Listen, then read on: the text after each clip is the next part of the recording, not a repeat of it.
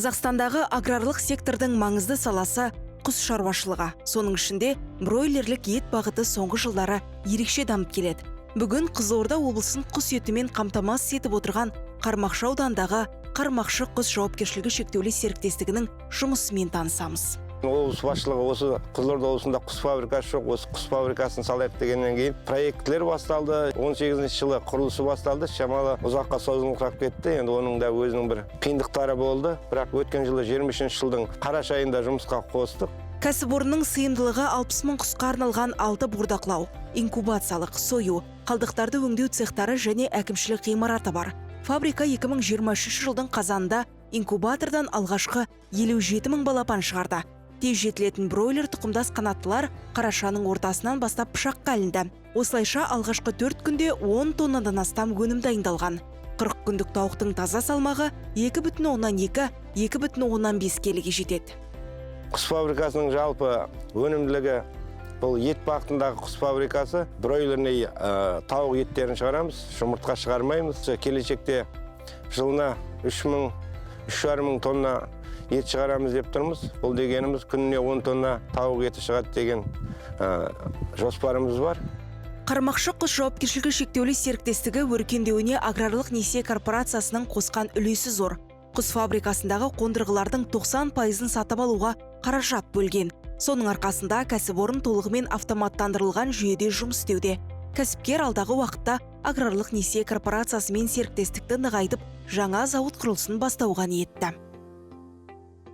Қондырғылар алатын кезде осы аграрлық несие корпорациясымен жұмыс жасап, солардың жақсы жұмыс істеуінің арқасында біз осы құс фабрикасының бүкіл қондырғыларын агрокредит корпорация арқылы алынған қаражаттарға сатып алынды. Қазіргі кезде біз агрокредит корпорацияны ұятқа қалдырмаймыз деген өзіміздің ойымыз, есебіміз, жоспарымыз осындай. Келешекте де әрі қарай да бұл корпорациямен үлкен жұмыстар атқарамыз деген есебіміз бар. Және сонымен бірге келесі жылға осы агрокредит корпорация арқылы біздің Қызылорда облысында жоқ құрама жем зауытын салу жоспарлануда.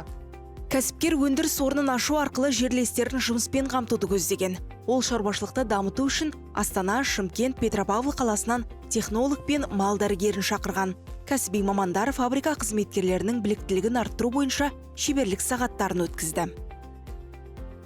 Былтыр октябрь айында осы жаңадан ашылған құсханаға, осы шаруашылыққа біз Шымкент қаласынан келдім. Енді жаңадан ашылып жатқаннан кейін осыны көмектесуге бір жағынан, өзіміз білімімізді көрсетуге, осы атсалысып жатырмыз қазір. Біліктілігі арттыру жағында біз соған негізгі біздің мақсатымыз сол жердегі мамандарды тарту, өзіміздің жергілікті. Бұл өте күрделі нәрсе ол. Біз осыған мән беруіміз керек. Себебі қазіргі мына дүниеде автоматика барлығы өздерің білесіңдер, бәрі автоматика келіп тіреледі. Оның барлығын біз балалар, жас балаларымыз оқымайынша, білмейінше ол ары қарай кете алмаймыз біз. Сондықтан бұл жерде қазір отырған бетпарашымыз бар, басқамыз бар. Бәріміз осы жерде ауылдың балаларын, өзіміздің қаракөз жігіттерді үйретумен жүрміз. Осылар үйренсе, ертең алып кетсе, біз рахметімізді айтамыз, басқа ештеңе жоқ. Қызылорда облысында да кәсіпкерлерді қаржылай қолдау қарқынды жүруде. Былтыр аграрлық несие корпорациясы мен Қазагро қаржының қаржыландыру көлемі 554,7 миллиард теңгеге жетіп, бұрын соңды болмаған көрсеткішті тіркеді. Бұл туралы өңір директоры Жанар Прешева тарқатып берді. Аграрлық несие корпорациясының негізгі мақсаты бұл агроөнеркәсіптік кешенді индустрияландыруға, қарқындатуға және әртараптандыруға үлкен септігін тигізеді. Мемлекеттік бағдарламалар аясында несиелендіру қаражаты арқылы қолдау көрсетіп отырады. Қазіргі таңда аграрлық несие корпорациясында 3 бағдарлама арқылы қолдау көрсетеміз. Бұл Кең дала 2 бағдарламасы, іскер бағдарламасы және агробизнес бағдарламасы.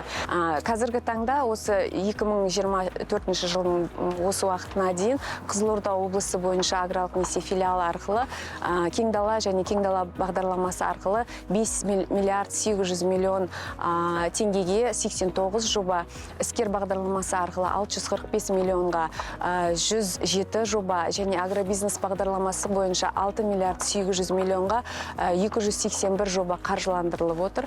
Қазіргі таңда 3 миллиард теңгеден астам қаражатқа 89 жоба қарастырылып жатыр. Әр қазақстандық жылына 250-300 дана жұмыртқа тұтынады. Расында соңғы жылдары жұмыртқа өндірісінің өсу қарқыны жоғары.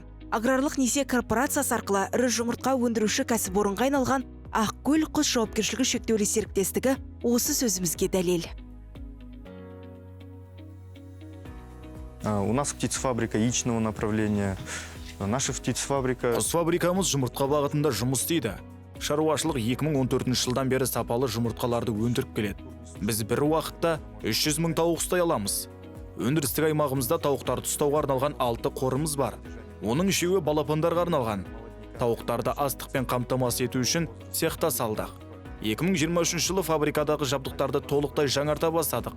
Жұмыртқаның сағатына 30 мың данаға дейін автоматты түрде сұрыптауға мүмкіндік беретін арнайы құрылғы сатып алдық. Оның арқасында қызметкерлердің жұмысы азайды. Для обеспечения деятельности также...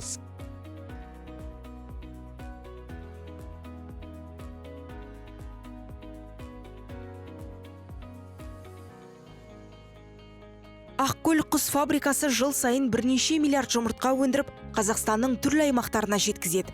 Фабрикада қолданылатын ең заманауи технологиялар мен жабдықтар жоғары сапалы өнім өндіруге мүмкіндік береді. Мекеме басшысы Ерхат Тәженовтың айтуынша, өндіріс орнын автоматтандырып, еуропалық стандарттарға сай салынуына аграрлық несие корпорациясы септігін тигізді.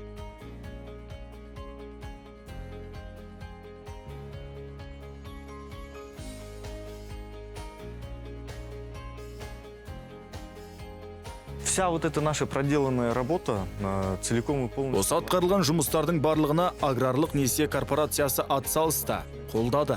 Корпорация агробизнес мемлекеттік бағдарламасы арқылы шаруашылықтағы құрылғыларды толықтай жаңартуға қаржылай көмек берді. Қазіргі уақытта агробизнес бағдарламасы бойынша жақсы қолдау көрсетіп жатыр. Жылдық мөлшерлемесі 6%. Аграрлық несие корпорациясының арқасында біз жаңашылдықтар енгізіп, дамып келеміз. В момент идет хорошая поддержка непосредственно по данной программе. Фермадағы қызметкерлер халыққа жоғары сапалы өнім ұсыну үшін тынбай еңбек етуде. Құстарға қажетті жем, су, күтімі мен санитарлық гигиеналық шараларды толық бақылауға алынып, өнімнің сапасы үнемі тексерістен өтеді. Тиісінше қожалық басшылары да елеулі үлес қосқан қызметкерлерін бағалап, әрқашан қолайлы жағдай жасап отырады. Наше рабочее время начинается с половины. Жұмыс уақытымыз таңғы 8:30-нан басталады. Алдымен қоймадағы жұмыртқаларды қабылдап аламыз. Сұрыптауға арналған арнайы құрылғы бар. Біз оны тек тазартып, тексеріп, сыртын қаптаймыз. Қажырлы еңбек етсең, жұмыста мансабың өседі. Мысал ретінде өзімді айта аламын. Мен 2014 жылдың желтоқсанында жұмысқа орналастым. Алғашында жай ғана жұмыртқа сұрыптаушы болдым. Ақырындап құс өсірушінің көмекшісіне дейін жеттім. Кейін құс өсіруші қызметіне көтерілдім. Осы уақыт аралығында 8 рет құс өсірдім.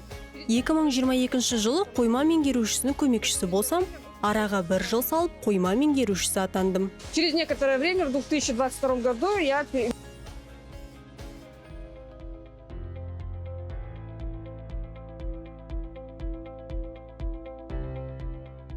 Осы жылдың қыркүйегіндегі дерекке сәйкес елімізде шаруашылықтың барлық саласына қарасты 46 миллионнан аса құс бар. Ал жұмыртқа бағыты құс шаруашылығы өзге аймақтармен салыстырғанда Ақмола облысында жақсырақ дамыған. Осы саладағы кәсіпорындарды дамытып, кәсіпкерлердің бастамасын қолдайтын аграрлық несие корпорациясы.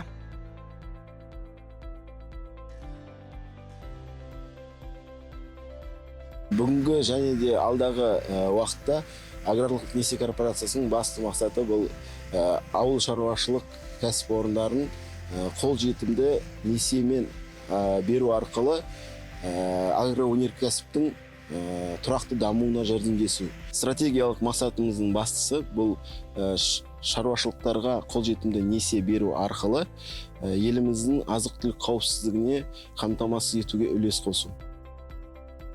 Құс еті мен жұмыртқа өндіретін шаруашылықтардың өркендеуі елдегі агроөнеркәсіптің дамуына, өңірлердің экономикалық әлеуетінің артуына ықпал етеді. Өндірістің өрлеуі іскер басшы, білікті қызметкер мен аграрлық несие корпорациясының қолдау нәтижесінде жүзеге асты.